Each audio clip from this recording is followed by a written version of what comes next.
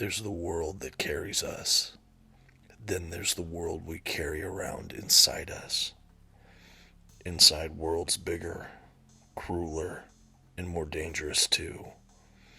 A raw brain looks like a maze for a reason. You can get lost in it. You can get tricked and poisoned and punished by it. Today on the Comic Book Report, X-Force by Benjamin Percy, Volume 3 hardcover. Stick around and check it out.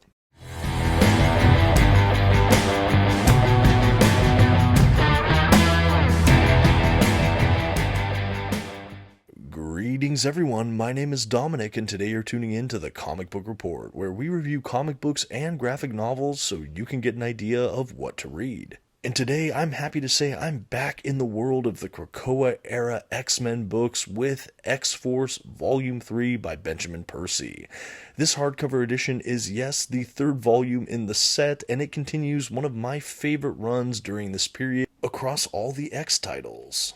I'm eager to talk about this book today, but before we dive in, I want to just say a special thank you and shout out our channel sponsor, OrganicPriceBooks.com. If you're looking to pick up your own comic book collected editions, I highly encourage you to check out their website. You can find a link for it in this video's description, and if you see anything there you like, you can actually use my discount code at checkout, TheComicBookReport, to save $2 off of your order. Please note if you use my affiliate link or code to make a purchase, I will earn a small commission, but it's a fantastic way to support this channel. Thank you so much for considering. Now let's go ahead and get started with today's comic book review. First, some quick facts about today's collection.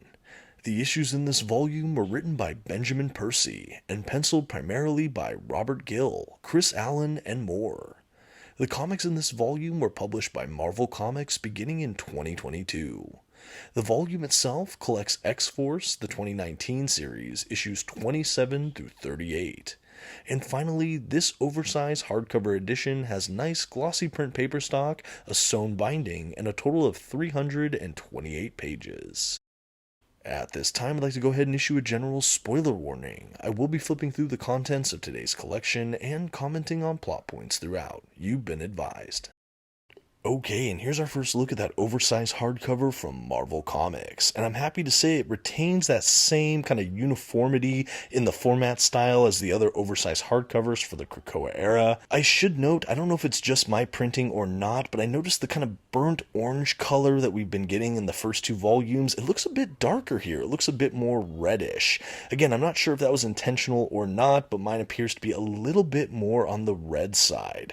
But it still looks really striking. As you can see on the spine, we have that same color, the Marvel logo, the title, the volume number, some of the creatives, things like that. This all looks very uniform, still looks really good on the bookcase. I just really like the kind of minimalist style they employ for these Krakoa era oversized hardcovers.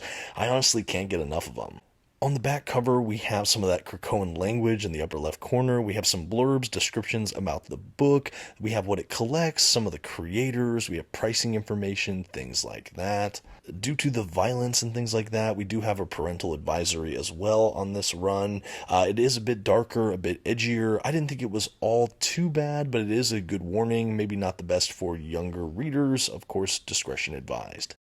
Okay, and now I'd like to look at the exterior one last time. This time we're going to examine the full dust jacket, including those interior flaps that have a bit more about this collection, like the creators, things like that. Nothing too wild here. I'll go ahead and spread it all out so you can see everything at a glance. I will say this is the same kind of design aesthetic we have for those other hardcovers during the Krakoa era, so things like Marauders, Excalibur, to an extent the X-Men oversized hardcover, things like that. But yeah, I really like it. This kind of burnt orange red color is definitely very striking and eye-catching, and overall I think it's a good design. Under the dust jacket on the hardback book itself, we have the kind of stylized X-Force logo broken out across it. This is what we can really expect on the other volumes in this line as well. There's no real art here, but we still get a cool design, and we have that kind of orangey, burnt orange color as well. Again, all looks really good, and I like the graphic style just myself. I always think it looks pretty great. Okay, now that we've examined the exteriors, we can go ahead and transition to a quick look at the book's binding. I mentioned it earlier, but I believe this to be a sewn binding. It might have a little bit of glue as well. It's a little hard to say. But yeah, the binding was pretty good. My pages didn't lay out totally flat. We did have a little bit of gutter loss. I kind of expect a bit in collections like this. I didn't have too many issues. I might have liked to see it lay a little bit flatter. But yeah, not too bad. For this volume 3, I'd also thought I'd do a quick comparison to the other two volumes that lead up to this volume, just so you can see it all at a glance. Again, my copy, for whatever reason, looks a bit redder for this volume 3 as far as the main color they chose. It's not too much, it's a little subtle, but I did still pick up on it. But I just thought I'd show you some of the uniformity, just so you can see what these collected editions look like. I absolutely love these Krakoa hardcovers. I've already said it numerous times in this video, but I just love the design aesthetic, and I just think it looks really sharp, and I thought I'd just show you what it looks like next to the other books in this run so far. I do have reviews on the first 2 volumes on the channel if you missed out and would like to catch up.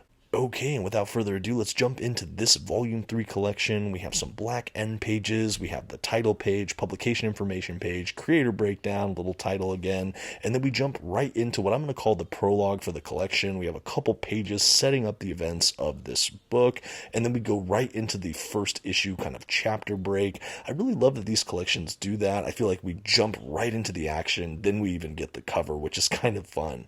But the first story arc in this book concerns itself with one of the kind of Xavier helmet cradle devices gaining sentience and starting to take over certain mutants and Krakoa and start to kind of absorb them. This is a really menacing story. It has kind of horror qualities in some way. I love the design of the creature that's made out of this cradle helmet, the kind of red light. I just think it looks really cool, like AI, evil villain, kind of evocative imagery, which is always fun. I will say this villain in some ways reminded me of Danger, the villain that I think was introduced during Astonishing X-Men by Joss Whedon, if I'm not mistaken, where the Danger Room itself kind of gains sentience and turns against the X-Men. This reminded me of kind of a similar concept. It's played very differently, but it just reminded me of the same thing, where we have kind of X-Men based tech that's used for so many good things for the X-Men, in this case kind of their revival protocol and some of the psychic stuff. Here it's turned against them, and it just starts taking over and kind of hunting down X-Men characters one by one. To that end, there's a feel in this story arc, at least to me, that it felt kind of like a sci-fi heavy monster movie in some ways, but this was a really fun one. I like to see how X-Force adapted to this newest threat. There is this level where they're not even aware of some of the things that are happening until it's already begun to strike out, taking out characters like Forge and things like that. This is also a big kind of final last hurrah storyline, at least so far, for Kid Omega, who ultimately sacrifices himself trying to take down this monster. I think for me, Kid Omega is easily one of my favorite characters on this roster of X-Force, so I was really sad to see them kind of get rid of him, at least for now. I'm assuming he'll be back. I know he'll be back, but for right now, it was still kind of a punch to get that character taken out by this monster. But again, I think it was a good sort of closing for his story arc. I think, like I mentioned in my Volume 2 review, it leaned very, very heavy on the development for Kid Omega, so I do think that he had his moment to shine in this early to midpoint of the run for X-Force. I would have loved to see him a bit more, but I think that not that he's overstaying his welcome, but I think they did a great job of just fleshing out so much about him and then transitioning him out of the main team during this volume. But I was still sad to see that. I know there are a lot of roster changes in this volume as well. I feel like Wolverine starts to get used a bit less and less as the volume progresses as well. But we do have the official onboarding of Omega Red, which was fascinating. And actually, Deadpool really joins the team in this book. It's fun to have Deadpool back on an X-Force team, at least in my mind. I'm still finishing up Rick Remender's Uncanny X-Force, where he's on the roster, and I'm loving it. So really fun to see him back on X-Force, and to see him paired up with Omega Red is definitely something to see. Other notable characters during this run as well, we still have Domino showing up, which I liked. She has definitely a big issue toward the back end of this collection where she goes to try to take on Xenu, wants to get her memories back. We have her kind of reliving a lot of the trauma she dealt with in Volume 1, which I really liked. I really like when they focused on Domino. Like I said, she was a really big focal point in the first volume of this collection, so seeing her kind of back at the forefront in the Volume 3, I felt like was a masterstroke. I think they do a good job of rolling in Omega Red and Deadpool, but they're kind of just sort of, I almost feel like they're used as kind of ensemble pieces. Like we have Omega Red as kind of the violent brute of the team, and Deadpool is the comedic relief. But I think we really get to dig in more with Domino and actually Sage. Sage has some really good moments in this volume, along with Beast. I've mentioned it in earlier entries in the X-Force reviews I've done, but we get to see Beast kind of descend into full-on villain territory, it feels like, throughout this run. And I think this volume, more than the previous, we just get to see the depths of which he kind of gets to. We actually uncover a space prison where he's experimenting on people, and it's super grimdark. We have him kind of going completely off any kind of jurisdiction and just setting up his own camp in space to basically torture and experiment, and it's just really bleak. He's kept it from X-Force, he's kept it from so many people. He has just unilateral control of the whole situation, but there's a whole issue or two where there's actually a breakout, and we have to have the X-Force team go in, try to save Beast, shut it all down. It's all pretty riveting. Before we get there, though, we have a couple other fun story arcs. Like we have a Kraven the Hunter interlude where he sets his sight on the Krakoa Island and some of the mutants. Like we have him battling at one point Deadpool and Wolverine and things like that. That was a really fun couple issues, I thought. Around middle of this collection, it was a fun way to roll in Deadpool and Wolverine and actually Beast. We have Kraven kind of breaking into a simulator and kind of creating an extra savage land to conduct his hunt. Around this time too, I believe, is when they were doing the Axe Judgment Day event, so we see that a little bit in the background. Like there's kind of references or appearances briefly of Celestials and kind of the Judgment, but we don't go too heavily into that. I'm happy to say that this still really feels like the X-Force run. It just kind of tips its hat at the ongoing event without giving us full distracting tie-ins, I would say, and I appreciated that. I feel like we got a really good Kraven story that just barely touched on the Judgment Day event. But yeah, other than that, it was pretty straightforward with X-Force. I think right around the end of that story was when we started to see less and less of Wolverine. But we get into that nice prison break storyline where they have to save Beast and the space prison. Throughout this volume 2, we have a really great issue where Sage comes face to face with sort of alcoholism and how she's let the stress and trauma of this role get to her and how she's trying to come back and stand on her own 2 feet. We have her getting some great support from Domino and actually Omega Red, which I really thought was touching. They really humanized Omega Red at least a bit more in this collection. They kind of explained when they gave him a rebirth, they tried to set him up psychologically and physically the best they could to give him a shot at redemption on Krakoa and on this team. And I really like that. I think that that was a really good use of that character, who I think is really fun and fascinating whenever he shows up. And to have him on an X team, it was just something really cool to see. I know I'm jumping around a lot with the story details. I'm just kind of doing a scatter shot of some of my favorite moments in this collection. Kind of like the Volume 2, and even to an extent the Volume 1, I feel like this X-Force volume gives us a bunch of smaller story arcs. Unlike the previous volume, though, we actually do have a resolution for a bigger ongoing threat to the X-Force team, which is the character of Xenu. He is this, or Zeno? Zeno, probably. But he is this sort of peacock-looking man that's been in the shadows. He's worn a mask for most of this run, and he's just kind of lurked in the background of all of the different volumes.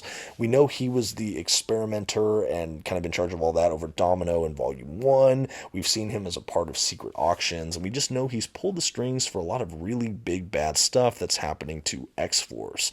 Well, all of it comes to a head at the end of this volume with this story's final arc, or at least for this volume, and we have the X-Force team, or what's left of it, battling Xeno. I really like this. We finally get a look under the hood at who this character is, what his function is, what he's doing, and how X-Force can ultimately stop him. And this is where Domino relives past trauma, gets her memories back to get leads on how to find him. I really liked all of that. We have some really sad developments as well with the character of Colossus, who is kind of having his mind invaded. He's being kind of puppeted about by some of the Russian mutants as well. We have some developments developments there. So this book really started to pay off some of the longer dangling plot threads that were established even back in the earliest issues of this Percy era X-Force run, and I really appreciated this volume for that. I will say overall I was very sad to see that they were starting to get rid of some of my fan favorites in this team like Wolverine and Kid Omega, but I was so happy with who they ended up onboarding in the form of Omega Red and Deadpool, as I mentioned earlier. I think a good ensemble team book, especially a book like X-Men or X-Force or some of these X-teams, there's such a huge roster of mutants, both heroes, villains, allies, adversaries, that you never really know who you're going to get in the shuffle. And that's not including if they decide to craft new characters. But the mutant part of the Marvel Universe is so expansive, I almost feel like it's easy to get lost in it. But I think an earmark of a really great title is having, a great key ensemble cast and team of characters, but also when you can kind of have that revolving door where some characters leave, some are onboarded on the team, and the whole book as a whole can still thrive. And I actually think that that is what Percy's been able to pull off during this X-Force run. We've had a couple roster changes like Jean Grey, Wolverine, Kid Omega, Omega Red, and Deadpool, and that's just to name a few, and I still feel like along the way this has been such a coherent and consistent run throughout this Krakoa era. It's one of my absolute favorite of the runs in this period that began with House of X Powers of 10 and ended with, I think, Fall of X or Rise of whatever it's called. I know they just finished this whole Krakoa era and we're now kind of coming out in the aftermath, but as someone perhaps like all of you who's still catching up on some of their favorite Krakoa era titles, this has been one I've really held on to and I've been making my way through. I sincerely hope we get the end of this run in this oversized hardcover format. I'm not sure if Marvel has any plans to do that, but I for one would love to be able to finish this run in that format. It would make me so happy because it's still going strong even at volume 3 here, which I believe for those collecting paperback might be volumes 5 and 6 of the trade paperback if I'm not mistaken. Might have to fact check me on that, but I know some people collect other editions or if they read digitally. And just to interject, here's that scene where Domino's remembering all of her past trauma and past life so that they can get information on Xenu. Love the artwork here. This is easily one of the most gripping character moments for Domino in this collection. I think this is the most effective I've been by her character since volume 1, and that's a really good thing. Love this character. Love what Percy's done with her. I just think she's so well-rounded and interesting throughout this run, and this was a great kind of climax for some of her character arcs throughout this run. I will say, now that I'm looking at artwork, that the art is still consistently strong in this volume. We no longer have Joshua Cassera, which made me a little bit sad. I definitely loved his artwork in the first 2 volumes, but we have some artists that have continued on from previous volumes, and overall an earmark for this collection that I've liked, or actually for this run in general, has been there's been such a consistency with the art direction that I never feel pulled out of it. When we have changed hands with artists, I feel like they still kind of get the core of the character models, and I never felt too jostled or taken aback by the art changes. And I think the art here is consistently strong. The coloring as well just pops right off the page, and it's easy to get so immersed in the storytelling. It's just absolutely wonderful, at least in my opinion. Like I said, we get a resolution to the Xeno storyline, and there's a lot of great payoffs in this volume. I was so happy with it overall. Was sad again to lose some of my favorite characters, but overall, another strong entry. We do have, of course, the cover art gallery in the back that gives us all the Virgin covers, some of the variant covers, a couple other miscellaneous collected edition extras at the back of it.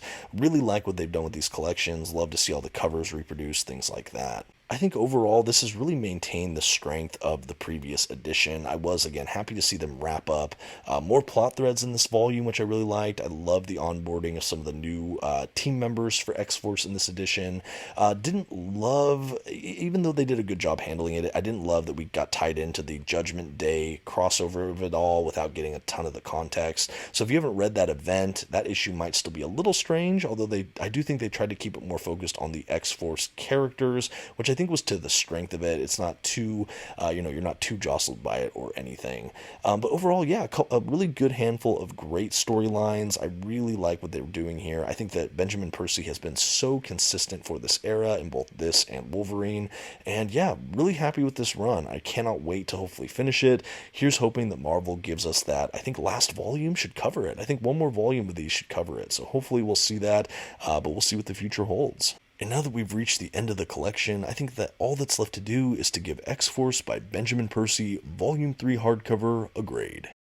with another gripping handful of exciting stories for this X-Force team, paired with more gorgeous artwork from a lot of great creators. The Comic Book Report is happy to give X-Force by Benjamin Percy, Volume 3, the hardcover edition, a B. I think that this is still an above average read and a really great run for this era in Marvel Comics. I absolutely loved the different team members we got in this book, including some of the newest members for X-Force. I was really satisfied with how they resolved some of the dangling plot threads from previous volumes, and I'm eager to finish out the run. I don't know that this is the strongest entry I've read in this series thus far, but it definitely did not disappoint. I'd recommend it to friends of the Mutant X teams, though I don't know if it's considered a classic for this title, but maybe time will tell. I'm definitely enjoying the ride, but let me know what you think of Benjamin Percy's X-Force. And thank you so much for watching. This has been the Comic Book Report. Please don't forget to give this video a like, a comment, and maybe check out another video on your way out. Thanks again. Bye.